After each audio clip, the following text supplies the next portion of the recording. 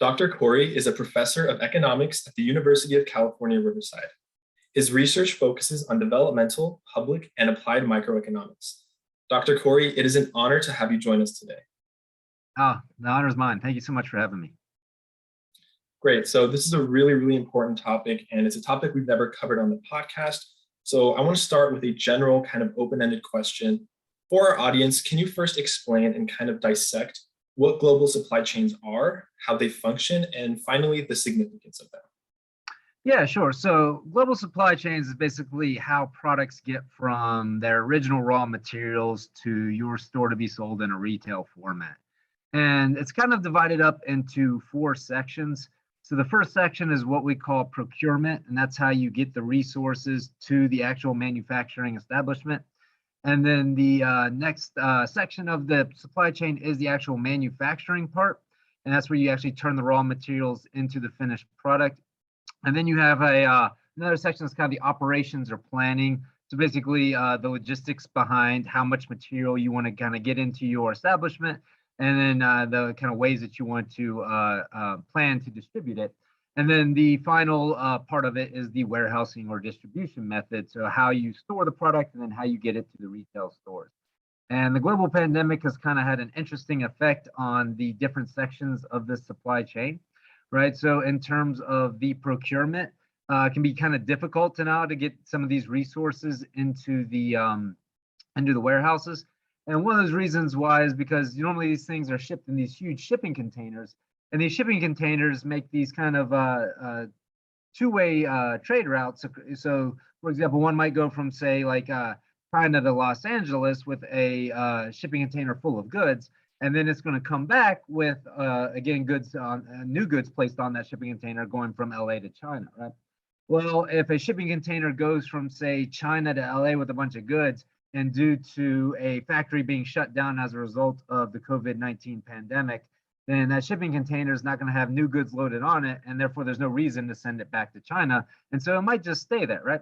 And so because these shipping containers have kind of been stuck in certain areas without any goods returning because of, again, these shutdowns, then they're much harder to come by. So I read a statistic where a shipping container being shipped from, say, China to LA, right? So from like Shanghai to LA would cost $2,000 normally. It's now costing like $25,000 under this pandemic. So again, just due to the lack of ability to get some of these containers. So in the procurement stage, you're kind of having that hold up there of these goods not coming back. And then in the manufacturing stage of production, you're also having the issue of, again, just workers not being available, either due to mandated shutdowns or, again, what we kind of know now is being called the Great Resignation, right? You're having a lot less items being able to be produced just because of a lack of manpower, but also just because of a lack of access to some of the resources. If a can of paint requires like 24 different chemicals, well, you might be able to get 23 of them, but if you can't get that last one or that 24th one, that might alone just halt the entire production process. And you're kind of seeing that with cars too.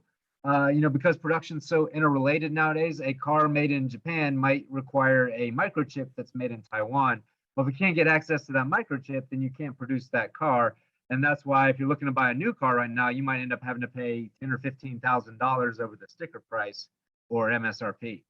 So again, in the manufacturing stage, just due to the fact that you're not being able to get these resources anymore, that's kind of leading to this slowdown or shutdown as well. And then in the kind of planning or warehousing stage, one kind of interesting thing to note is that companies, they weren't really set up for shortages, so they didn't have like a contingency plan in place. So a lot of times companies try to operate in a pretty lean fashion.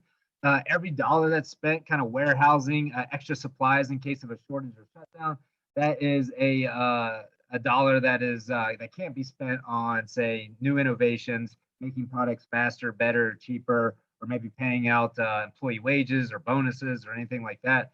And so again, companies try to operate as lean as possible, and that works well when things are working well. But when you have this kind of pandemic hitting these supply chains in the other ways we've talked about, now they don't have anything to accommodate the kinds of shortages that we're seeing. And now that companies are now trying to order extra supplies because these shortages are starting to arise, if everybody's trying to order extra supplies at once, you essentially are creating this huge traffic jam, right? Where again, all these shipping containers are trying to either leave or come in at once when they're available. In some cases, as we talked about, they might not even be available. And so again, you're having a hard time now getting the extra supplies that we wish we had when we were operating in that kind of lean fashion. And then that final stage that we talked about in the again, the warehousing or distribution stage is again just kind of been hit by just lack of workers, right? Again, workers aren't um, um, taking the jobs that are available as frequently as they used to, right? Again, we had kind of this huge drop off in employment during this pandemic, and again, we have kind of for a while there a record number of jobs available that people just don't. So that's kind of the, I guess, the short answer, or maybe not so short answer, of kind of talking about the supply chain issue. So thank you for the explanation of the supply chain and providing that background information for it. So moving on to the next question of, has an event like this where there have been issues in the supply chain, creating issues in availability of products for consumers, happened before? Or is this kind of effect from COVID something that's new to the supply chain? Oh, this happens a lot. So it's actually happened quite a bit before. So pandemics by themselves aren't new or novel. So in 1918 we had the Spanish flu pandemic that lasted for a couple years. Probably I teach world economic history as one of my classes here at UCR. So we spend a bit of time talking about the bubonic plague or Black Death that kind of raged through Europe. And again, these are all pandemics at different levels. So to kind of give you an idea of the comparison between them, so the coronavirus, we've had about 869,000 deaths as a result of COVID-19 here in the United States, which comes out to about 0.25% of the population. And I'm not trying to trivialize that at all, but if you compare that to the bubonic plague, where you had 25 million deaths, which was about a third of Europe's population or Western Europe's population at that time, right? So again, you can kind of see the difference in significance in terms of just the death rate that was happening.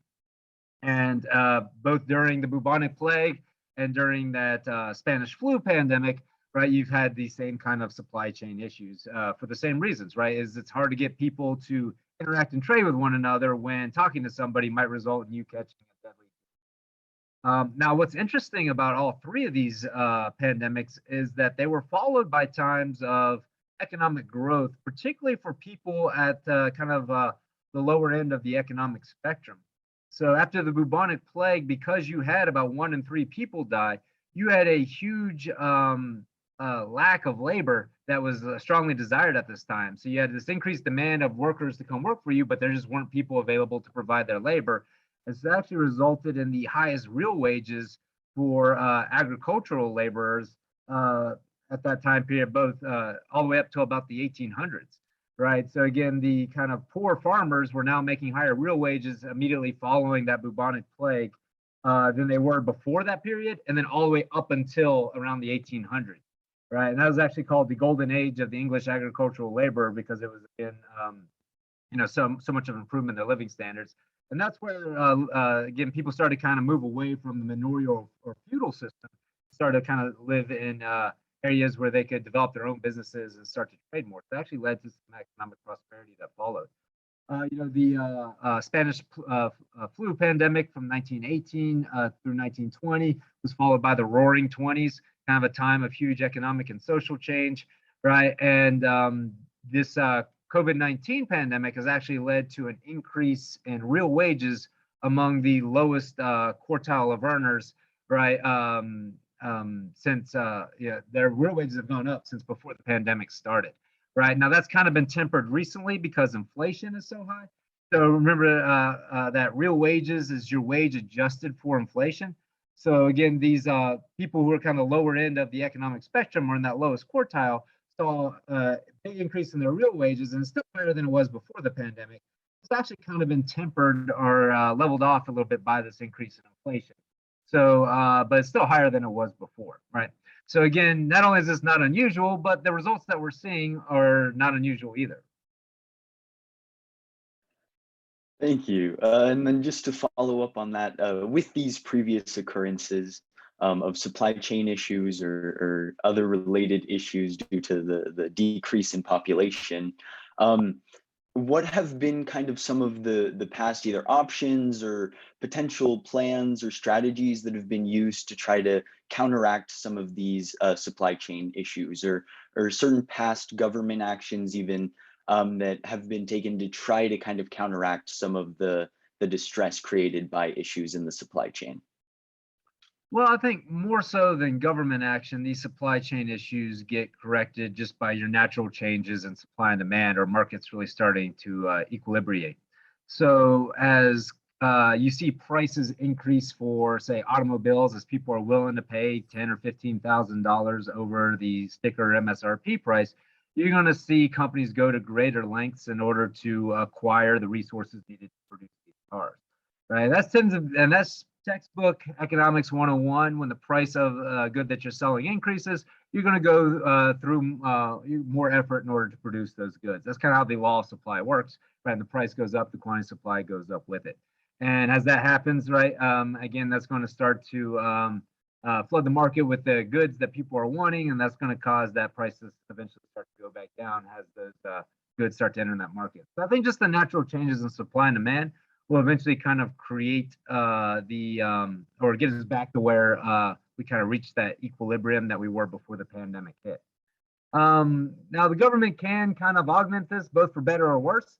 So in some cases, the stimulus packages that the government has kind of been offering has kind of kept people out there buying goods and services and keeping people above the poverty line. I think I read somewhere that the poverty line, that the percentage of people below the poverty level went from actually close to 12% down to just over 9% during the pandemic. So we actually have fewer people in poverty, and that's mostly the result of some of these stimulus programs, right? But at the same time, some of these government actions might get in the way a little bit, right? In the way that unemployment benefits aren't shown to have a huge increase in causing people to stay unemployed or choose to become unemployed. But there is some people on the margin who, as long as they're getting a little bit more money in unemployment benefits, might wait a little bit longer to go back to work or take a little bit longer to decide what kind of job they want. And again, right now with the huge demand for labor that we have, and people not filling the 10 million or so jobs available, right? That might be a reason why, again, we might be a little bit slower to get back to producing the types of goods and services that we used to do before, right? Or at least producing them in the same quantities that are being demanded. So again, the government kind of works both ways. Sometimes it helps, sometimes it hurts. And again, I think the unemployment benefits one is kind of interesting. So there's a lot of studies out there that show that, again, they have little to no effect in terms of like people not choosing to work. Generally, people don't want to sit around and collect unemployment benefits, right? But there are a few people who say, hey, as long as I'm getting this check, right, maybe I will spend some more time creating YouTube content and maybe try to make some money that way, right? Versus maybe go back to a work where the culture I viewed was toxic or the pay was too low or something along those lines. And I think that's not necessarily a bad thing, because I think it gives people kind of a ability to engage in kind of more entrepreneurship that might actually not only be more self-satisfactory to them, but maybe more beneficial to the economy in the long run. I read somewhere that the number of business startups during the pandemic, or during the 2 years of the pandemic, is actually much higher than it was 2 years before the pandemic hit. So again, I think a lot of people are now kind of using this opportunity to not stay at a job that they decided they don't like, but actually use that opportunity to maybe create a new job for themselves that'd be more fulfilling, would be probably the better way to say that. I think that's a really, really interesting idea, that there are a lot more people partly because of the pandemic, but also partly because of the expansion of social media, that people are choosing to just kind of be more entrepreneurial and kind of work for themselves. They're their own boss. But from the perspective of, yeah, go ahead.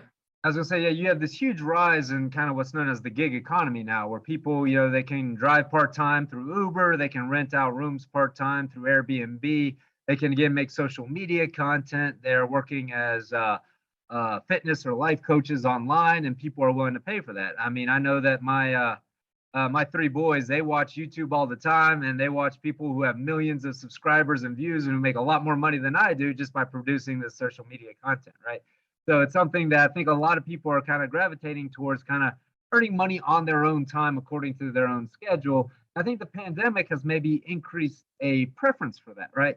So again, as people got used to not being going to work from 9 to 5 every day, but kind of being able to work from home, I think it might have again increased the preference for that kind of lifestyle, and I think that's one of the reasons why you're seeing this great resignation. Read a study that it's not actually about worker pay as much. That's what a lot of people like to cite, but in the study, like pay was like number 16 on the list as why people were kind of choosing to leave their job. A lot of it was just enjoying the freedom, being able to work from home or working by themselves, not having to endure maybe the toxic culture that they felt existed at their workplace, where they felt maybe undervalued or underrepresented, right? Again, they just prefer to be their own boss. Yeah, it's a really, really unique situation. But, one thing I wanted to focus on was from not the perspective of the individual, but from the perspective of these massive companies and corporations, and specifically how they'll respond. I think, one thing that, has been developed a lot this past decade is automation. You'll go to fast food restaurants and you can just kind of order on one of those kiosks, or you can, self-driving cars are, becoming more and more common. What role do you think automation is going to play? Do you think that's kind of, in a way, the answer that these companies are going to take, these kind of lower paying jobs? Is that the direction they're going? Or, I've read studies that have talked about how there's almost this strange shock from, these massive companies and corporations. They're, it's kind of funny in a way because they seem kind of confused as to why people are leaving. As we were discussing, it makes a lot of sense. So what's their response going to be? Do you think it's automation? Maybe it's something else? It wouldn't surprise me that increased automation might come around as a result of this. So yeah, I mean, I can't really, I couldn't predict the future, or I'm not, I don't run these companies. I can't say exactly what they would do, but I know that when minimum wage goes up, so when the federal government increases minimum wage to the point where the new minimum wage might be higher than the productivity of a cashier, companies, one of their responses is put in more self-checkout lines, right? So in the same way that increases in minimum wage might increase automation, the lack of desire of workers to take these jobs where they feel undervalued, right, means that again these companies, they can't hire these individuals. They might try to come up with an automated way of replacing them, right? Or alternatively, it's very possible and perhaps likely that companies realizing that maybe a toxic culture is the result of their employees not necessarily wanting to take these jobs, maybe they're going to change their culture. Again, you've had a lot of positive changes come around as a result of pandemics before. So, that could certainly be a positive change that comes around as a result of this one. As I talked about after the bubonic plague, that's where workers, because they were so highly valued, really kind of got to make more calls about where they wanted to work. So they didn't have to work for that same manorial plot of land for that same feudal king that they worked before. There's such an increase in demand for workers that workers kind of got to vote with their feet and go work on the plots of land where they got the better tools and got to keep more of what they produced. So again, workers got more choices, and they tend to choose the places that gave them the best opportunities. I think that's what you're going to have here. Is you have a huge increase in this demand for workers is going to cause employers to maybe have to offer more in order to get employees to work for them. And so you could see a change or a shift in culture with greater pay, more benefits, more flexibility, right? Or you could see it go the other way, whereas companies like, well, if these workers don't want to work, then we're going to have to find out a way to do without them, and then maybe increase that automation process that you were talking about. Definitely. And as a follow-up, I think you may recall from the 2020 presidential election, specifically the Democratic primaries, Andrew Yang, he talked a lot about automation and, the dangers of it. And one thing that I always found interesting was his focus on truck drivers specifically. We have around 4 million truck drivers in the US. Obviously, they're massive. They're really important in terms of production and movement of resources and all of that. It's the most common job in, I think, around 8 or 9 states. When it comes to automation, obviously, what we were talking about kind of painted in a positive picture of people leaving their jobs. But for those people that can't do, that social media kind of influencer type entrepreneurial, direction, if they can't do that, and their jobs are potentially going to be automated away, what kind of solutions do you think, or what kind of ideas do you think we need to be thinking about to kind of counteract that? If companies start automating too many jobs away, what can we do? Maybe, is this something that the government needs to step in and maybe regulate? What are your thoughts on that? Well, I don't think we don't need to think of automation as necessarily a bad thing. So automation has happened throughout history, and while it might result in replacing some workers with machines, oftentimes it leads to an overall increase in employment because it leads to an overall increase in productivity. So productivity, or what you produce at the end of your day, is really more important than, say, labor or just people working. Right. So, I'm reminded of the famous Milton Friedman quote when he was over, I believe, in China, and he was watching everybody kind of dig this dam with shovels. Right. So they kind of produce a dam, and they're digging with these shovels. And Milton Friedman told the director that, I was like, you should probably really be using bulldozers for this. And then the director said, well, this is a public works program. We're just trying to give people jobs. And Milton Friedman's like, oh, I thought you were trying to build a dam. If you're just trying to give people jobs, take away their shovels and give them spoons, right? So again, we don't necessarily want to hate on automation. Being able to produce things with a more efficient technology is going to allow for us to have higher living standards than if we, again, resort back to, say, using axes instead of chainsaws, right? So with that in mind, one of the examples I give in my class is that there's a machine out there called a feller buncher, which is a machine that somebody kind of sits in, and it cuts down trees and it strips trees. And it's just a much cheaper and faster way of producing lumber, right? So the person sitting in that machine can do the work of about, I think, 7 people who are operating chainsaws. So in 1 hour, they can cut down and strip as many trees as, say, 7 people operating chainsaws. And for that reason, the person who's sitting in that machine makes almost 7 times as much as the person who is just operating a chainsaw. Now, you want to feel bad for maybe the 5 or 6 chainsaw people who didn't get that feller buncher job and now have to work elsewhere. But again, it's not necessarily that their jobs go away, because that person is so fast at cutting down trees. That's more trees that need to be shipped to the sawmill. That's more people that you need working at the sawmill in order to produce those final products. So labor kind of gets shifted towards different uses when this automation occurs, right? Rather than just gets replaced. Right. So again, automation isn't necessarily a bad thing, although temporarily, right, if you're somebody who loses your job to a machine, you don't want to hear that story, right? Like, it's bad for you at that time.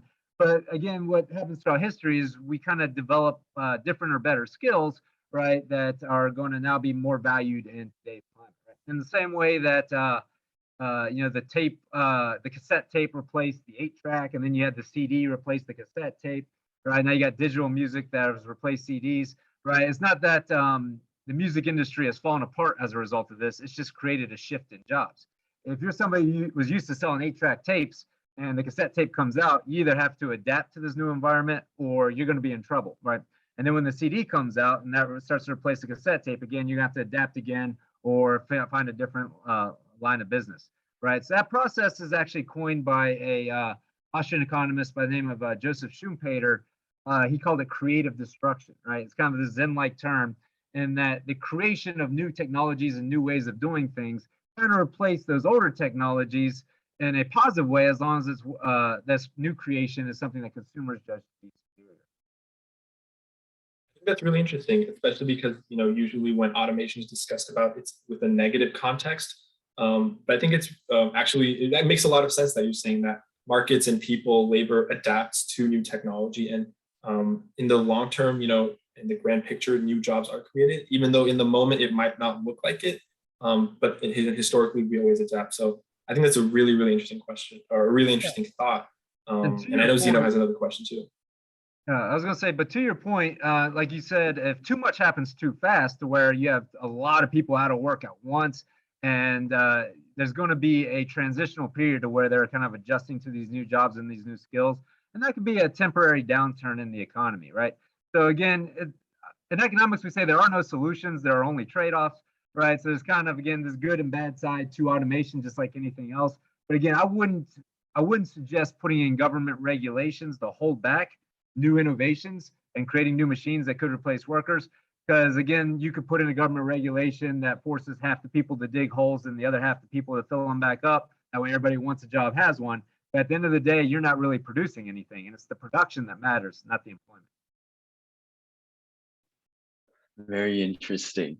Well, so in those questions, kind of talking about the aspects of the relationship between business and their employees and how that relates to automation, on the other side of the coin, but still related to the business portion of it, at the beginning, you kind of mentioned this aspect that businesses are set up to kind of operate in this like nice margin. But when that margin, like when we're in a shortage or when there's certain issues, that margin can be difficult because they don't necessarily have the same plan in place.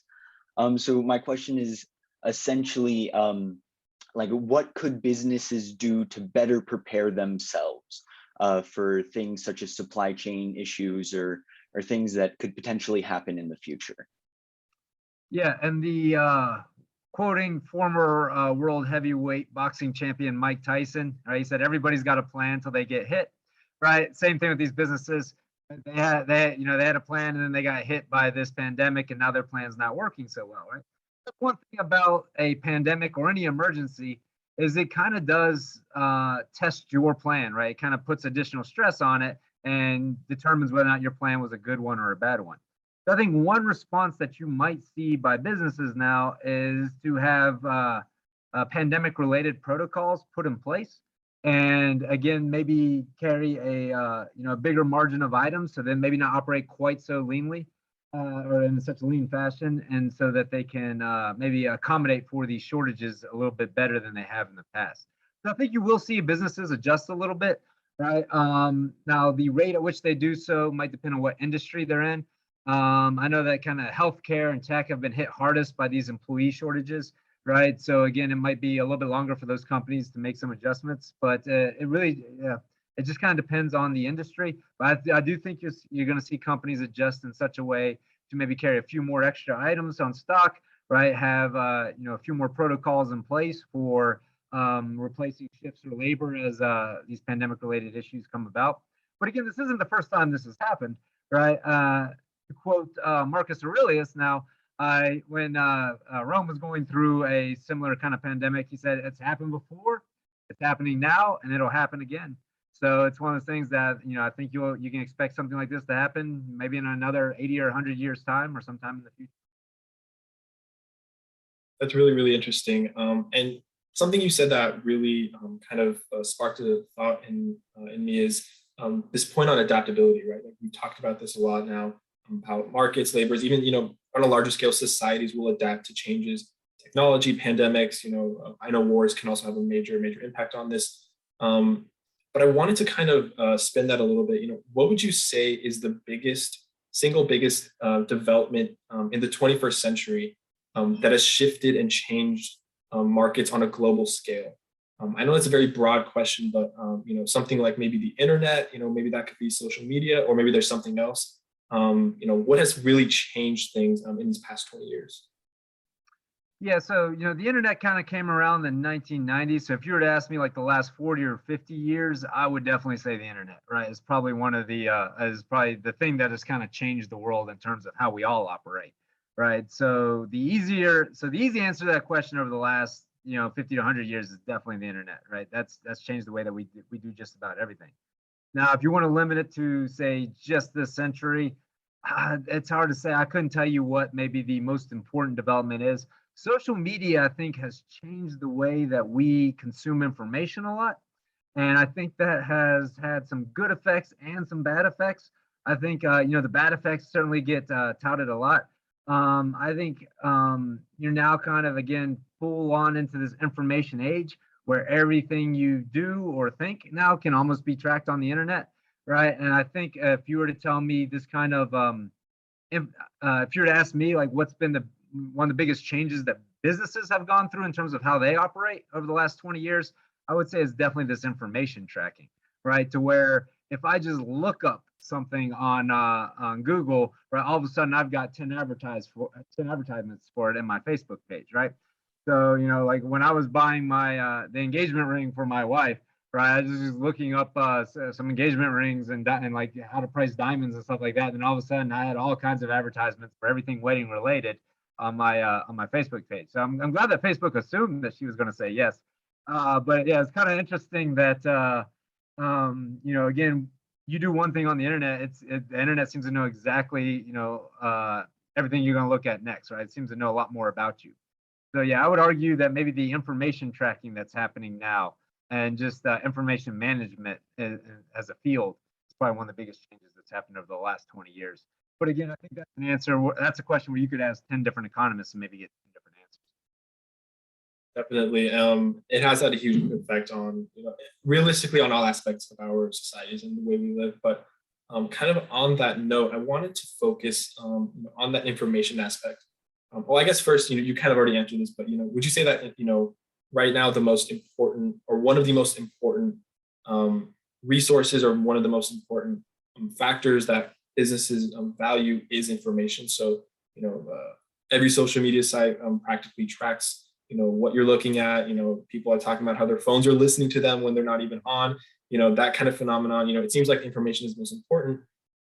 Stemming from that, do you think that the quality of product has increased because people are more critical of what they're given? So to kind of clarify what I'm asking you, I read this study or this report on how restaurant food quality has gone up because restaurants that don't serve quality food will get bad reviews on Yelp or other services, and that would obviously, and that kind of decreases the amount of consumer interest they have. So do you think that phenomenon is it real? Maybe what's the extent of it? What are your thoughts on the quality of products going up as a result of people being able to connect and talk about products or businesses or anything like that? I think you could definitely argue that there's an increase in quality, but I think you could argue maybe even more that there is a greater variety of quality now than maybe ever before, right? I remember sitting back in my economics class in graduate school, and I remember one student kind of talking to the professor about this thing that they bought at I think it was like IKEA, like it's like a dresser or something like that, right? And they kind of fell apart on them, and they're like, they just don't make them like they used to. But my professor pointed out quite correctly, like if you want a well-made dresser, you can get one, but you just have to pay a higher price for it. In other words, they do make them like they used to. They just also make them a lot cheaper now too, because some people prefer cheaper furniture, right? They prefer that trade-off in lower quality for a lower price, right? So I think you have a great variety of products now to meet the preferences of a lot of different consumers, right? So I think you have, you have high quality products that are only getting higher in quality as people are willing to pay more for them. I think you also have cheaper versions of the same products that are being made because companies recognize that there's some people that actually prefer a lower quality for that lower price. There was a paper or kind of a essay written by Dwight Lee that I used to use a lot in my classes. I still use them occasionally in my honors classes, called "Sacrificing Lives for Profits." And this is a paper that has intentionally a very provocative title, right? And I actually used this paper once at Florida State University in my classes, and students, a small student group actually like protested my use of this paper, right? Because it was just so abhorrent to think of a company sacrificing lives for profit. But if you get past the title and you actually read the paper, it essentially talks about this idea of meeting consumer demand. And it talks about how car companies make cars that are incredibly safe, like some of the safest cars that you can drive, right? They also make some cars that are less safe, right? And they make those cars that are less safe because people might prefer something like a higher speed over increased safety, right? Or maybe they prefer a car to look a certain way over maybe that increased safety, or maybe they just prefer to pay a lower price for a car over that high level of safety, right? And so when it's talking about sacrificing lives for profits, it's saying there might be a few more people who die in an automobile accident because cars aren't producing, or car companies aren't only producing the safest cars, right? They're producing safe cars. They're producing some cars that are really safe and some cars that, while still safe, are less safe because safety isn't the emphasis of that vehicle, right? And so people who choose to drive cars that are less safe, right, they kind of are taking the risk to maybe have a greater chance of dying if they're in an accident. And again, companies are kind of matching that preference by producing those cars that are less safe, and that's how they're sacrificing lives for profit. But we as consumers, right, a lot of times we're better off that they are doing that, because if they only produce the highest quality safety cars, the cars that are the safest cars possible, it takes away a lot of choices from us as consumers, including maybe the choice to buy a car if we can't afford all those safety measures that they're taking. So ask the protesters to come talk to me in my office about the article, right? Like, make sure you read it first and then come talk to me. And chances are, if you're driving a car that is less safe than the safest cars out there, you actually agree with the author, right? Or else you would have just waited till you could save up to pay for the safest car, right? You choosing to buy a car that's not the safest car because that's the only car you could afford, that's again a company matching your preferences there, right? So again, I think that companies do respond to all these quality reviews and things like that in terms of making their products better. But I think that we've also gotten past the idea of we only need high quality products. Sometimes we're willing to take products of a lower quality and just pay less for them. I'll go one step further. So right now, my wife and I, we are looking for, we are expecting our fourth child here in mid-February, which means that we really need to upgrade the number of seats available in our cars. So both our cars now can only seat 5 people. We need a car that now seats 6 now that we have 4 children, right? And we're trying to think of what kind of car to get. Now, obviously, we want a car that's safe, but if we wanted like a brand new car with all the safety features, especially with the supply chains that we were talking about earlier, the supply chain issues we were talking about earlier, again, we'd have to pay $15,000 over sticker price, and we can't afford to pay $55,000 for a $40,000 car. Right. So right now we're looking at cars that are like from the 2010, 2011 era. So old used cars that cost them between like $7,000 or $8,000. Right. And the reason why we're looking at those cars isn't because they're the safest cars. Again, they don't have as advanced safety features as the newest cars. But honestly, we just can't afford that newest car right now. Right. So again, we might have to pay a little bit less for a car that's still safe, but just not the safest car possible. And that's just a chance that we might have to take given our situation, or we're just going to have to take 2 cars or 2 trips everywhere because we can't fit all of our kids in the cars that we currently have. Very interesting. Thank you. So to add on, so far we've touched about the supply chain itself. We've talked about kind of how businesses operate within supply chain issues and how they react to them. But now to add on to the point that you just started to bring up about the consumers themselves, what is the role or responsibility, or what can consumers do during supply chain issues like this? Like, is it important that consumers are still consuming? Is it important for consumers to not start hoarding things that might not be available on shelves? Like, what is kind of the good plan of action for the average consumer to operate with interrupted supply chains?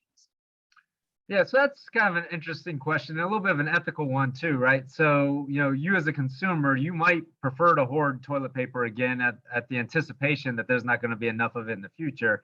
And, kind of stay away from morality and stick to economics. I can't say that you're wrong. If you're willing to buy a bunch of toilet paper now and pay the price for it, right, then, I'd say keep at it, right? Do what you got to do to feel safe. Right. With that being said, though, in terms of responsibility, I think that a consumer's only responsibility is to make the best decisions that they can for themselves. Right. And with that in mind, that means gathering enough information to make a good decision. And the bigger the decision, usually the more information you're going to gather. Right. So again, like as a consumer, I might be thinking I'm automatically in a bad situation. I need a new car that seats 6 people, and right now cars are just high price. I'm just going to have to take out a big car loan and just deal with the payments.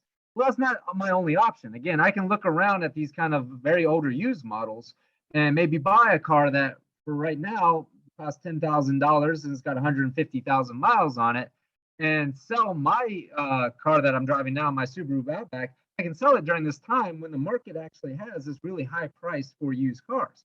Right. So I bought that car for $24,000 back in 2018. I might actually be able to sell it now for $24,000, $25,000, even though it's got 30,000 miles and 4 years on it, just because the market for used cars is so high. Right. So again, I can sell that used car, pay a lot less for a car, for a very old car right now, just drive it around for maybe 2 or 3 years till this market corrects itself. And then once the market is corrected, use that savings I got from selling that old car and then trade in that used car that I just bought 2 or 3 years ago. And with that combined, maybe get, that new car I want for the right price. Right. So again, it's up to me to kind of maybe look up some information or make those kinds of decisions. Right. So yes, the consumer's responsibility is to themselves to make the best decision for themselves and their family. Right. Having said that, again, from an ethical standpoint, yeah, you don't want to go in the store and buy up every single roll of toilet paper and, hopefully leave some for other people. I could certainly argue that morally that's, the good thing to do. Right. But if people are buying a lot of toilet paper, that does encourage sellers to go out there and produce more toilet paper. And they'll do that if, again, grocery stores allow the price of toilet paper to rise. So the thing that you can basically do to prevent hoarding from happening is allow markets to work without those government controls on price. If you do that, then people will stop hoarding toilet paper at $20 a roll, right? They're only going to buy the toilet paper that they need. But if you put like a price ceiling on toilet paper saying you can't sell it for above a certain amount, that's where you're going to see the shelves empty. And that's what happens every time price ceilings are put in place.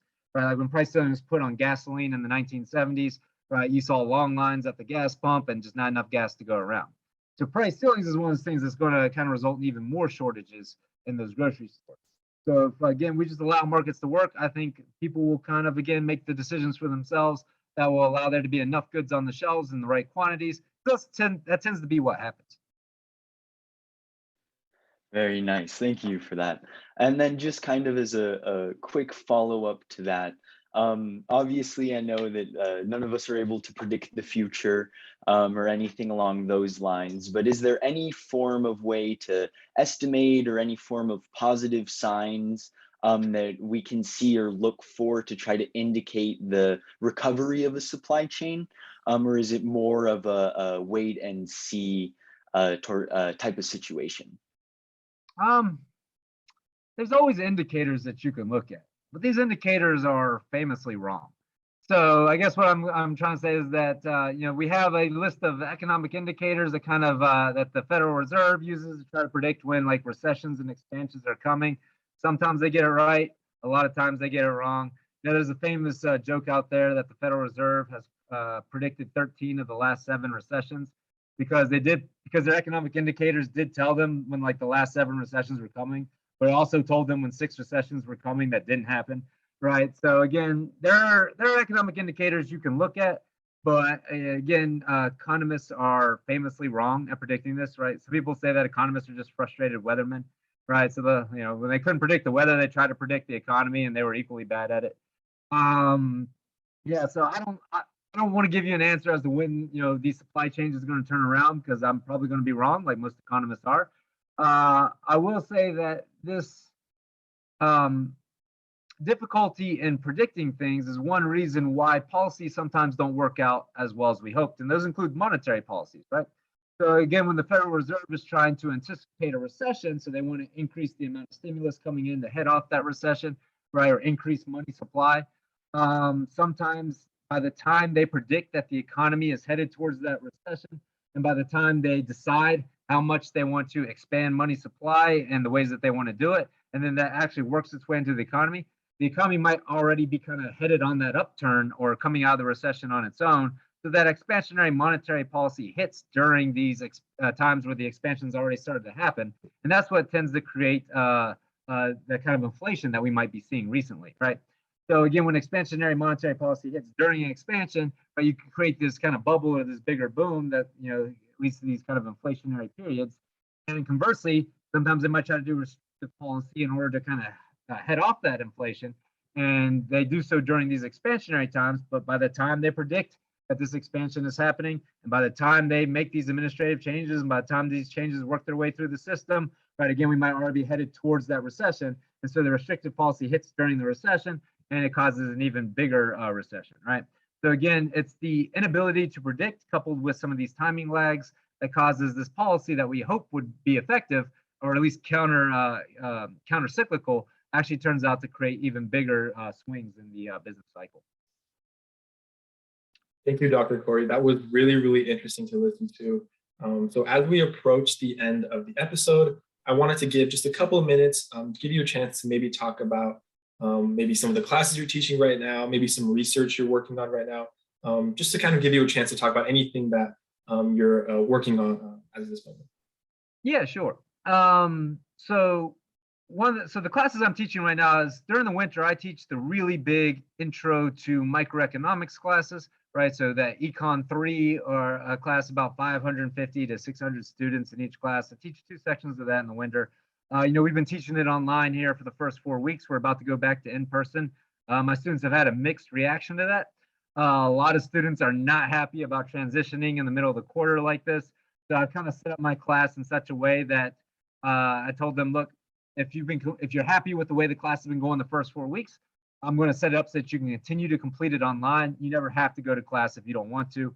Having said that, I'll still be in class giving lectures during a regular lecture time. If you prefer live in-person instruction, I'll be there, right? But if you prefer to watch these pre-recorded lecture videos like you've been doing, I'll have those available to you as well. So yeah, kind of trying to make it as flexible as I can for students. And then during the spring, I'm teaching intro to macro as well as an upper division class called environmental economics. It's one of my favorite classes to teach. I think it's kind of the best combination of kind of economic theory and interesting real world applications. And then in the fall quarters, I usually teach the environmental economics class again.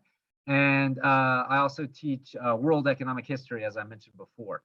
I'm actually developing a new class or trying to develop a new class now on practical personal finance, because so many students come to me and they say, your economics class, it teaches a lot of good economic theory, but I came here thinking that I was going to learn how to invest in the stock market, or the difference between a stock and a bond, or how I can kind of create wealth and things like that. I tell them, well, that's not really the scope of an economics class. That's more finance. But I know why you're interested in that. And the sooner you learn that stuff, the better, because of compound interest. So I'm actually trying to develop kind of intro level econ class that just focuses on that personal finance stuff, right?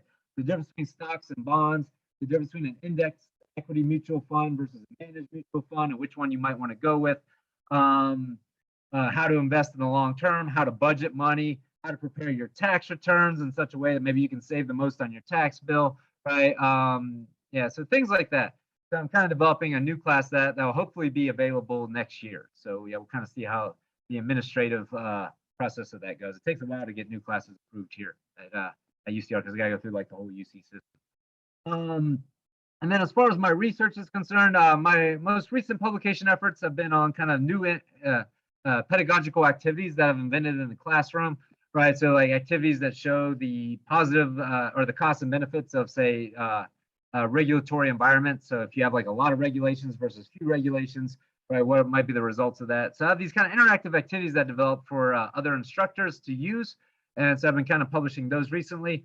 And then kind of probably the more interesting study that I've been working on recently is I spent some time in Southeast Asia, in particular Thailand and Laos. And when I was in Laos, I was kind of studying the effects of certain microfinance programs on people over there and kind of their living standards. So for those of you who don't know what a microloan is essentially if you're living in kind of a poor area, you might not have a lot of access to, say, capital or collateral in order to get a loan. And you certainly don't have a credit history, right? So again, imagine some like women living in this remote village, don't really have anything. They can't go to a bank and get a loan like to start a business like somebody over here who's got like a house or a car or get a credit history with credit cards, right? Again, they don't have that stuff over there, right? So how do you give somebody like that a loan?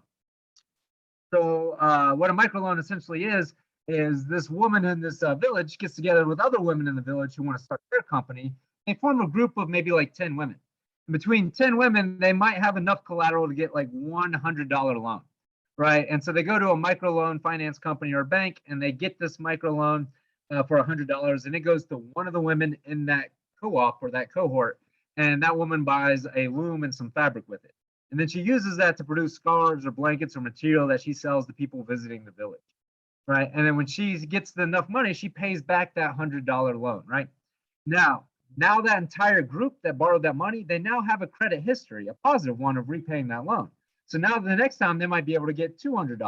And again, they give each woman in that, or they give the two of the women left in that cohort who haven't got any money yet, they give them the $100 each. And then they go out and start their businesses and then repay back that loan. And the credit history of that group grows, right? And so I was looking at this small village in Sop Chem Lao and seeing how these women had created this all these businesses, whether it be again weaving these products or laundry service for tourists, or again a convenience store that sells everything from like Oreos to bubble gum and things like that, right? And so they created businesses from these loans, and again are able to create higher living standards for themselves. But and that's not something that's new. That's something that's kind of been studied for a while. But one thing that's kind of interesting is that while I was there, there's a lady there named G, and she had actually started 3 businesses. She started with a weaving business, and she created a laundry business, and she created this convenience store business, and she's operating like all 3, right? Well, now she's out earning a lot of the men in the village. And so during the summer there that I was there, she was actually the first woman ever elected to local council, or essentially a local office there in that village. And because now women are earning so much money through these microloans, right, they're kind of viewed more positively by the men in the village as, again, these contributors, and are now given more of these leadership roles. So my research, my more present research is kind of focusing on how these microloans are affecting equality and women's rights in some of these areas, right? Is it improving across the board, or is this just kind of an anecdotal example? Right, so that's kind of what my more recent research is looking at. Thank you for sharing that. That is really, really fascinating. And I think that's a really, really interesting topic. I had no prior knowledge about microloans and, the effect of it and the societal implications. I think that's a really, really interesting topic to talk about. I also want to say, we're a little over time now. So thank you so much, Dr. Corey. It was an honor to have you on today. And I can't wait to share this episode with our audience. It was really, really fascinating to talk about supply chains and also the social implications of them, how COVID has affected them. It was really, really interesting. So it was an honor to have you on, Dr. Corey.